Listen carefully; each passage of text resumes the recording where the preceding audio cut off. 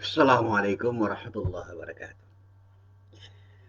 Alhamdulillahilladzi hadana lihadza wa ma kunna linahtadiya laula an hadanallah. Asyhadu an la ilaha illallah wahdahu la syarika lah. Asyhadu anna Muhammadan abduhu wa rasuluh. Allahumma salli wa sallim ala nabiyyina Muhammad wa ala alihi wa sahbihi wa man wala amma ba'd. Para jamaah yang dirahmati Allah, alhamdulillah pagi ini kita bisa berjumpa lagi. Dan mudah-mudahan sekali lagi kita berharap perjumpaan kita ini benar-benar menjadi perjumpaan yang mendapatkan ridho dari Allah Subhanahu wa taala. Amin. Para jemaah yang dirahmati Allah, berkali-kali saya mencoba untuk menelaah kajian tentang bagaimana kita seharusnya berkomunikasi. Dulu saya pernah memberikan kajian tentang hifdzul lisan. Sekarang ini berkomunikasi ini kan sudah jauh lebih kompleks sifatnya. Orang sekarang tidak hanya bisa berkomunikasi secara oral, secara lisan, baik secara langsung maupun secara tidak langsung dengan telepon. Sekarang ini kita bisa berkomunikasi dengan tulisan dalam bentuk yang sangat sederhana, misalnya dengan WhatsApp, dengan Twitter, dengan email, dan kita bisa berkomunikasi secara lebih terang-terangan dengan video call misalnya. Nah, yang penting dari semuanya itu bagaimana kita membangun komunikasi itu dengan cara yang baik.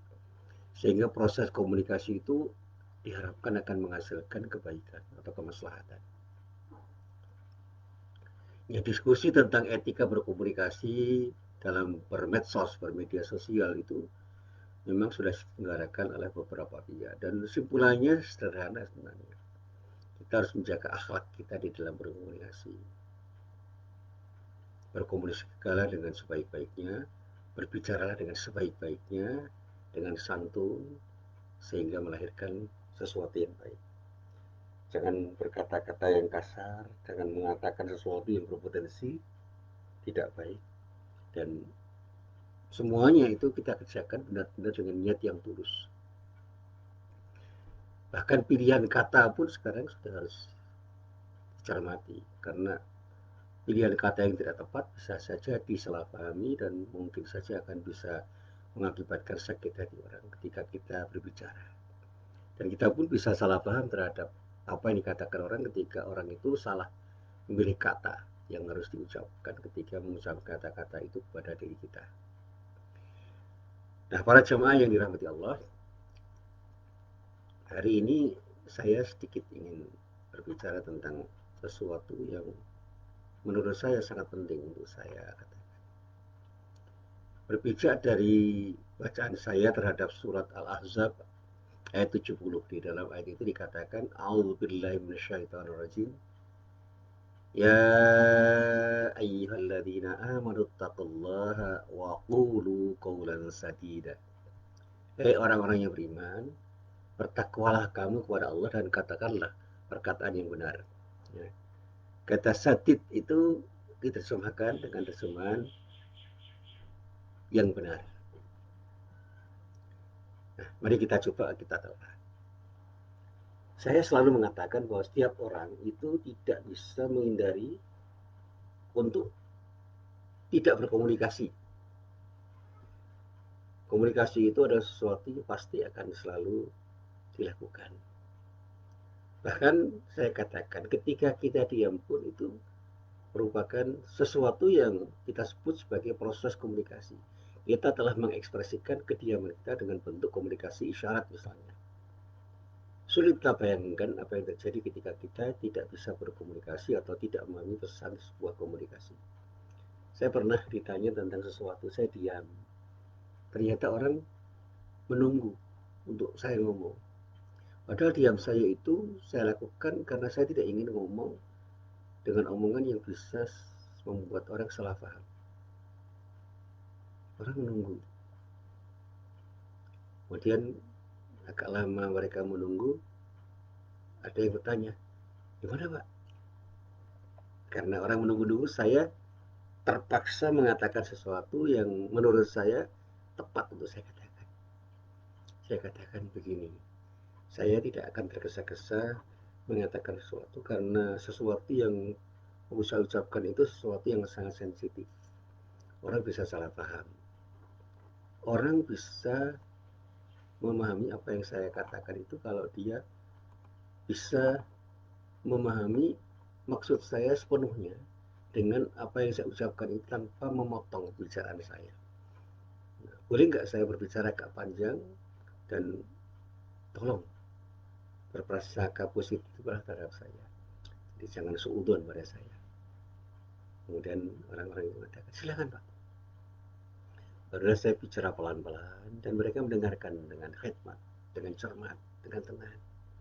Alhamdulillah, apa yang saya katakan itu mereka pahami dan kemudian, oh jadi begitu Pak. Iya, itulah yang perlu saya sampaikan. Nah, apa yang saya sampaikan itu memang terkait dengan peristiwa-peristiwa yang sekarang sedang terjadi dan sedang dicermati orang, utamanya yang terkait dengan persoalan-persoalan yang sangat sensitif, antara lain persoalan politik kontemporer, persoalan-persoalan yang menyentuh hajat banyak orang. Dan itu yang harus saya lakukan dengan hati-hati. Nah, para jamaah yang dirahmati Allah, komunikasi itu adalah sesuatu yang sangat penting untuk kita kemas dengan kemasan yang terbaik. Karena komunikasi itu dalam makna yang sederhana adalah sebuah proses penyampaian pesan dari orang yang menyampaikan pesan kepada orang yang menerima pesan. Yang semua itu harus dilakukan oleh orang yang menjadi penyampai pesan dengan sebaik-baiknya, sehingga orang yang menerima pesan itu bisa menerima pesan itu tepat dengan apa yang dimaksudkan oleh orang yang memesan. Dan saya katakan dengan komunikasi kita akan mampu mengekspresikan diri, membentuk jaringan interaksi sosial dan mengembangkan kepribadian kita kalau kita itu betul-betul cermat di dalam mengemas pesan-pesan yang mau kita sampaikan kepada semua orang yang akan menerima pesan kita. Nah, agar pesan kita itu benar-benar sampai dengan baik kepada siapapun yang akan menerima pesan, kita harus tahu bagaimana memilih sesuatu yang mau kita katakan. Bahkan pilihan kata itu harus kita pilih dengan bijak sehingga kita punya harapan semua yang kita katakan itu bisa dipahami dan diterima oleh semua orang yang menerima pesan kita. Saya punya pengalaman dalam dunia dakwah. Bagaimana seorang dai itu berkomunikasi dengan orang-orang yang menjadi objek dakwahnya agar pesan dakwahnya itu benar-benar diterima oleh jamaah. Bahkan bukan hanya sekedar dapat memahami apa yang disampaikan oleh dai, tetapi yang terpenting setelah pesan itu disampaikan,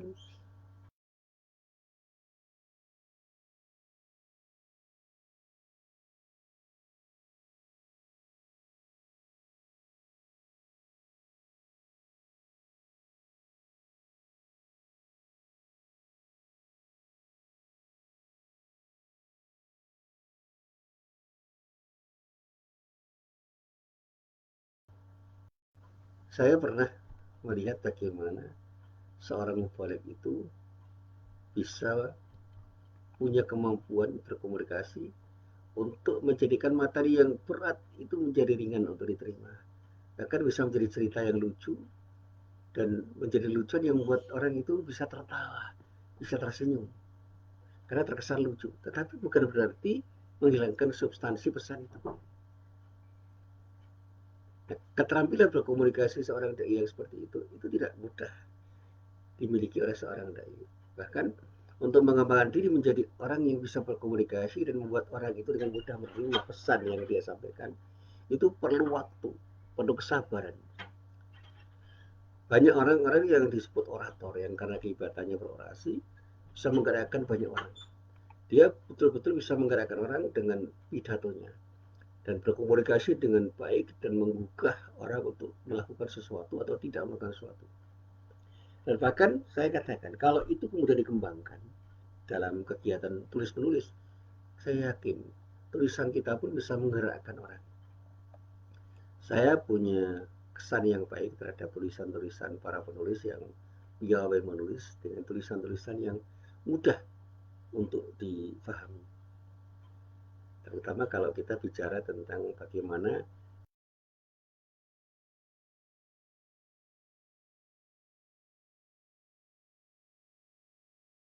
dia yang ketika menulis itu tulisannya betul-betul enak dibaca dan pesannya itu dengan mudah bisa kita terima dan bisa menggerakkan sesuatu, memotivasi orang untuk melakukan sesuatu.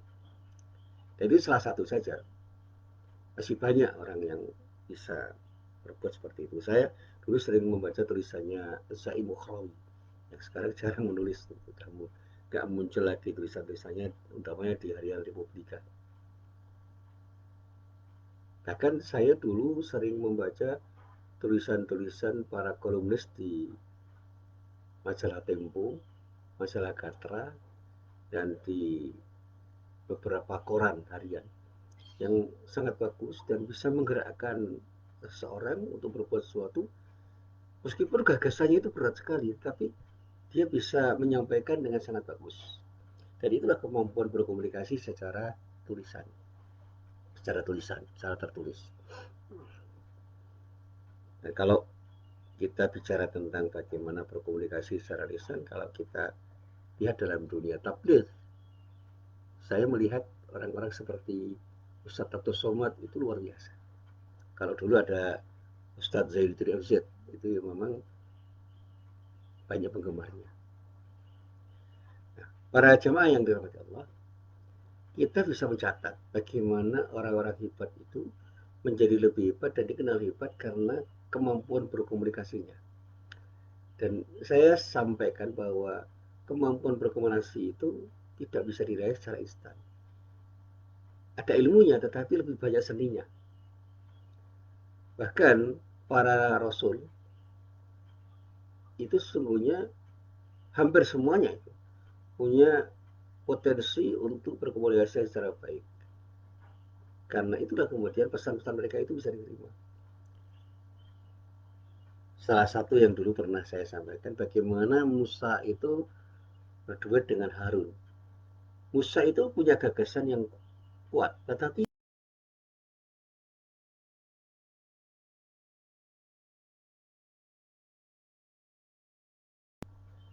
jadi lisannya itu tidak fasih mengucapkan sesuatu dan semuanya lalu diwakili oleh Harun.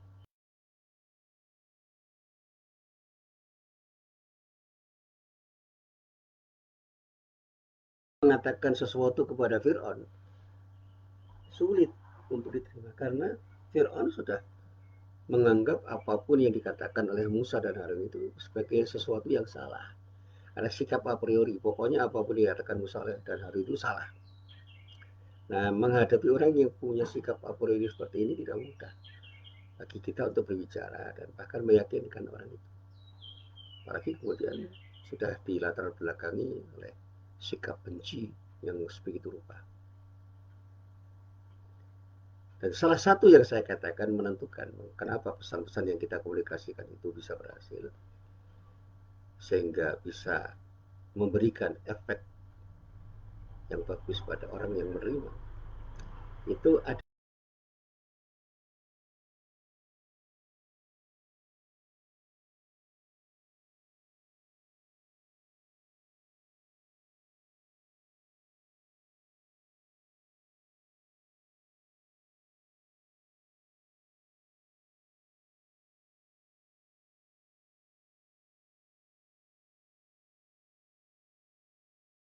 dengan cara yang terbaik agar apa yang dikatakan itu betul-betul menyentuh perasaan orang yang diberi pesan dan tidak.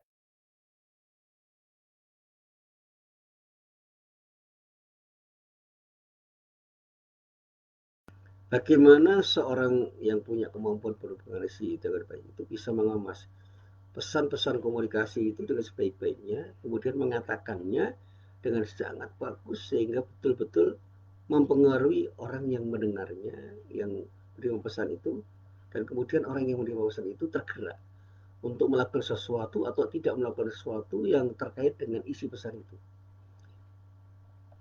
Para rasul tentu saja rata-rata punya kemampuan itu. Para sahabat ada yang punya kemampuan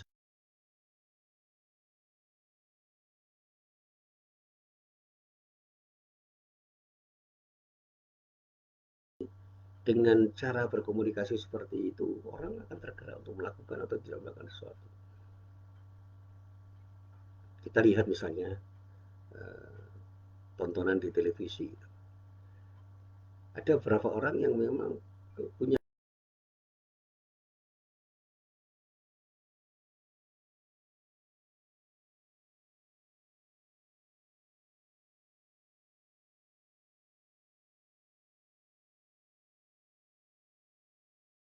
komunikasi yang seharusnya dimiliki oleh setiap orang Islam. Nah, dengan kemampuan berkomunikasi yang baik, yang didasarkan oleh kerangka yang sangat etis, diharapkan akan tercipta konstruksi masyarakat yang memiliki hubungan interaktif yang sangat harmonis. Karena apa? Kita akan bisa melakukan tindakan yang pada saatnya akan diterima oleh masyarakat sebagai sesuatu yang bernilai. Sebaliknya kalau kita tidak punya kemampuan berkomunikasi, mungkin gagasan sebaik apapun tidak akan bisa diterima oleh orang karena mereka tidak bisa memahami apa yang kita gagas itu ketika kita sampaikan kepada mereka. Nah, para jemaah yang dirahmati Allah, sebenarnya Al-Quran itu sudah memberikan rambu-rambu bagaimana kita seharusnya berkomunikasi. Bahkan saya mencatat ada beberapa hal yang perlu kita garis bawahi untuk menjadi pijakan. Bagaimana sesungguhnya kita itu seharusnya berkomunikasi. Yang pertama, kita itu harus menjadi orang yang jujur. Kejujuran dalam berkomunikasi itu kita perlukan. Bagaimana kita bisa menyampaikan pesan-pesan komunikasi kita secara tepat, secara benar, berdasarkan fakta dan data yang tidak memutarbalikkan, tidak ada pemutarbalikkan fakta.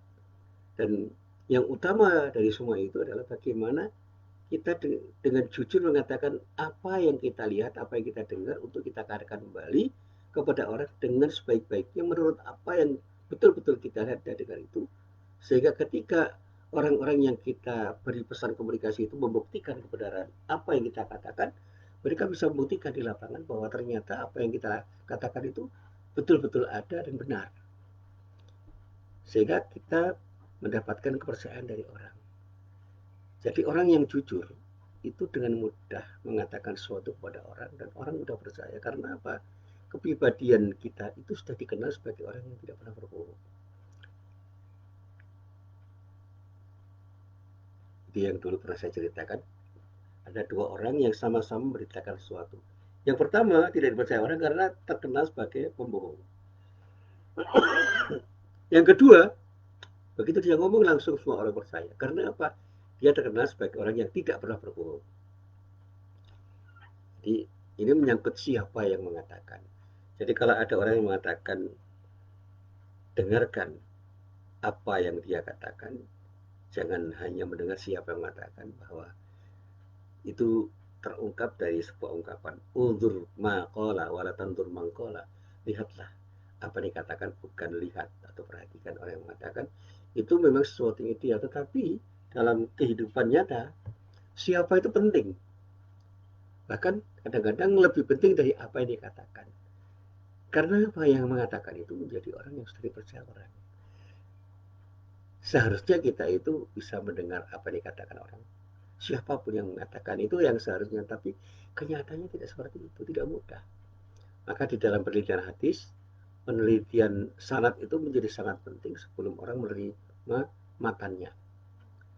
Meskipun penelitian matan juga penting, tetapi sebelum orang menerima matan hadis atau teks hadis, orang meneliti siapa yang ada di balik matan itu.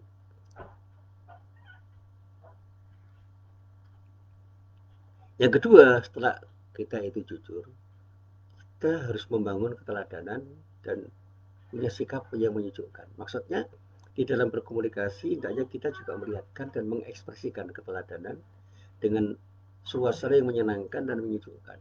Bahkan di dalam Al-Quran dijelaskan tentang bentuk-bentuk bagaimana cara berkomunikasi dengan sikap teladan, sikap yang bisa diteladani dan menyenangkan sesuai dengan kondisi dan suasana yang ada. antara lain sebutan qaulan ma'ruf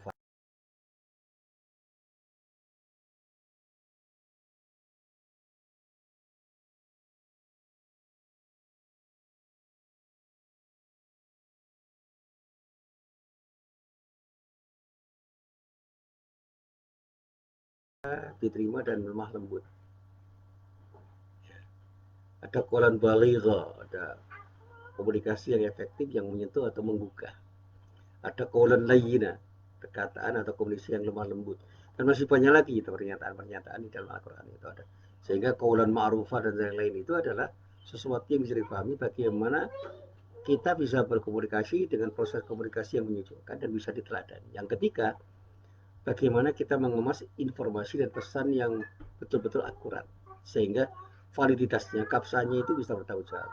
Penyampaian informasi yang tidak jelas sumbernya misalnya dan tidak valid datanya itu akan sangat berpotensi untuk menimbulkan fitnah. Maka dengan cara yang seperti yang disarankan oleh para ulama, jadilah orang yang bisa menginformasikan pesan-pesan yang valid, yang akurat, yang sahih betul.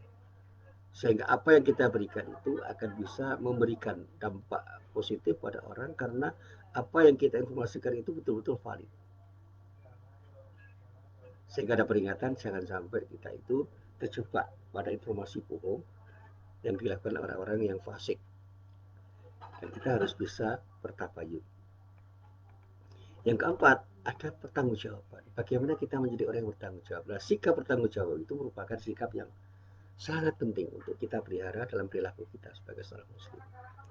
Al-Quran, kalau kita mau meneliti, sangat banyak mengingatkan kita agar kita betul-betul bertanggung jawab terhadap apapun pesan yang kita berikan. Dan ketika kita berjanji, cobalah tepati janji itu sebaik-baiknya. Dan rasa tanggung jawab ini bukan hanya dikarenakan pesan yang kita sampaikan itu menyangkut kepentingan seseorang atau kelompok orang. Melainkan ini semua harus menjadi bagian dari kesadaran kita untuk bertanggung jawab kepada zat yang lebih tinggi dari diri kita, yaitu Allah. Pertanggungjawaban sosial itu penting, tetapi pertanggungjawaban kita pada Allah itu lebih penting dari semuanya. Dan sebagai seorang muslim kita harus sadar bahwa kita harus bertanggung jawab pada Allah terhadap apa yang kita sampaikan di dalam mengkomunikasikan sesuatu yang kita sampaikan kepada siapapun, dimanapun, dan kapanpun. Dan yang kelima, bangunlah komunikasi yang konstruktif. Di dalam Al-Quran dikatakan bahwa komunikasi sebagai bagian dari fitrah manusia bukan hanya sekedar bagaimana kita melihat komunikasi sebagai bagian dari kehidupan. Tapi kita harus melihat peran dan fungsi komunikasi itu harus menjadi alat dan sarana bagi setiap orang untuk misalnya melakukan kegiatan ta'awun tolong menolong dalam membangun dan menyiarkan kebenaran. Bagaimana kita bisa berbuat baik dengan cara yang baik untuk mengajak orang berbuat baik dengan cara yang baik.